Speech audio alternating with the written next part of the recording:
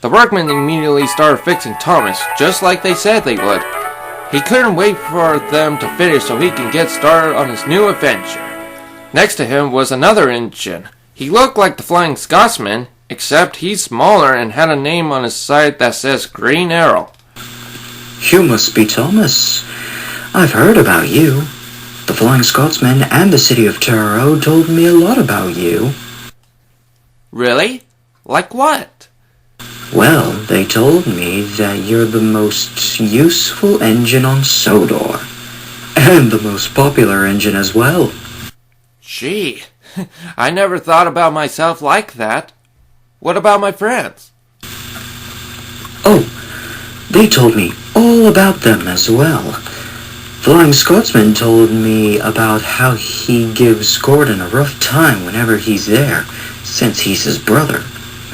And Turo told me about how he was visiting Sodor at your sheds, and how you would all talk about whatever all night long when he was there.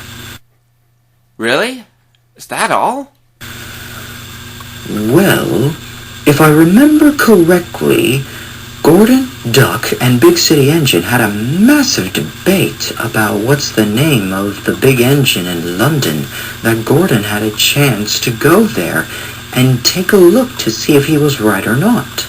Yeah, he was pretty upset about that when he came back to Sodor knowing that it wasn't King's Cross anymore. He sure had a rough day after he came back. Wait a minute, who told you about that? Oh, right. It was Big City Engine himself who told me and some others about it. He sure had a big smile on his face when he told me and the others. I wonder if I should tell Gordon about that and see how he reacts to it. Anyway, enough about me. What about you? Well, there used to be more of my type. My siblings and I were built here so we can pull freight cars. But we did so well that we were able to pull passenger trains as well. But what happened?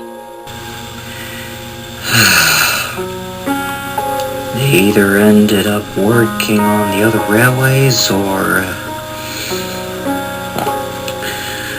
got scrapped, leaving me to be the last one on this railway. Gee, I'm very sorry about that. Does that make you feel alone? Well, as much as I miss the ones I was close with, I'm just more happy that I have my friends here who I can be around with. We're like a family. You know what that's like, right? Oh yeah, I sure do. Heck, I'm just glad that I came to Sodor before a bunch of more engines came to work on the island. The engines laughed and continued talking till Thomas was fixed and ready to go. He didn't want to leave Green Arrow behind, but he knew that he had to do the reasons why he came here. It was nice talking to you, Green Arrow. I hope we can see each other again before I finish my visit. We'll see about that, mate. Cheers, and good luck. Will do, my friend. Bye. After Thomas left the yards, he went to the railway show and he couldn't believe his eyes. There were so many people and engines around him, and a lot of them said hello to him, and Thomas said hi back. He was moved to a different position to start his job for the show. His driver talked to him. Don't worry so much, Thomas. Your first job isn't so hard after all. It'll be like pulling your coaches on your branch line again. Plus, you're quite the big star here, so it's even better with you getting all the attention. That's being a credit to Sir Topham Hatt's railway, isn't it? Oh yeah, we'll show everyone how we do it in a bit. That made Thomas even more excited for his first job on the railway show. Just then, an old-looking engine with a mustache stopped in front of him. He was weird-looking as well. He didn't even have a tender as well, but Thomas smiled at him and was being nice to him. Hello there. My name's Thomas. What's yours? Well, howdy there, Thomas. My name is the Iron Duke. I heard about you from the other engines and the Show Code Railway Series books. From the way they talk about you, you seem pretty popular from where you came from. Yep, that sounds about right. At least it helps keep our railway running. Your relatives must be very grateful to have you working with them. What brings you here at this time, young engine? Well, I was asked to visit and help work here while the railway show is going. From the sounds of things, I'm going to pull some express coaches. I'm really good with that.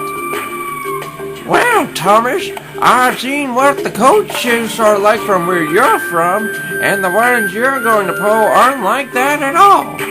What do you mean by that? You see, young engine, the first coach is really narrow, while the third coach used to be pulled by me 100 years ago. Railways like the Northwestern Railway use those type of coaches a lot till they started upgrading them to what you know today. Now it's really small rides where they're used for now. They're old and need to be used carefully, so do your best not to break them. Wow, you know so much about them. I'll do my best to be careful with the coaches. That's what happens when you're built in the early years of the railways and see all the changes that happened. Thomas wondered if Doug knew about the old wise engine and the old coaches. Then there'll be something to talk about that's Great Western. Not only did Thomas have to take great care of the coaches because of how old they are, but it's also because of how many passengers there were. Some of them weren't being careful themselves as they should be, and that was making him anxious about the whole thing. Seems like we need to keep an extra eye on the rails driver. What if a child wasn't paying attention and got onto the tracks? Then we'd be in serious trouble. I agree, Thomas. Thomas continued to feel anxious with the crowds around him, and he was thinking of what if he can't stop in time if something was in the way. Apparently, that came true at closing time. Something flew in the air and landed in front of him. He immediately put his brakes on and did his best to stop on time, but he couldn't. He ran over a bag of fruits and vegetables, and they splattered into the air and damaged his wheels. A cloud of steam came out and frightened the small boy and cried out to his mother. "Mommy, the blue engine is scary! I want to go home!" Then the angry mother looked sternly at Thomas. This is your fault. I'm going to talk to the manager about you scaring my child. Thomas rolled his eyes, ignoring the annoying mother, and was more worried about the mess in his wheels. His driver and fireman checked to see if there was any damage. Then they talked to him with bad news. Damn. Your brakes are damaged. I'm afraid you'll have to go back to the repair yards to have them fixed. There'll be no more working for you for a while. Great. Now I won't be the credit on the railway anymore. Don't say something like that, Thomas. You did great out there. Just be thankful it wasn't a careless child instead of a grocery bag. Besides, you're still going to work till the railway show is over, so that means you're still going to be a credit to our railway. Thomas was pleased to hear that, but he was still frustrated that he'll have to go back to the repair yards after just one day. He hopes that he wouldn't have to go back for a third time.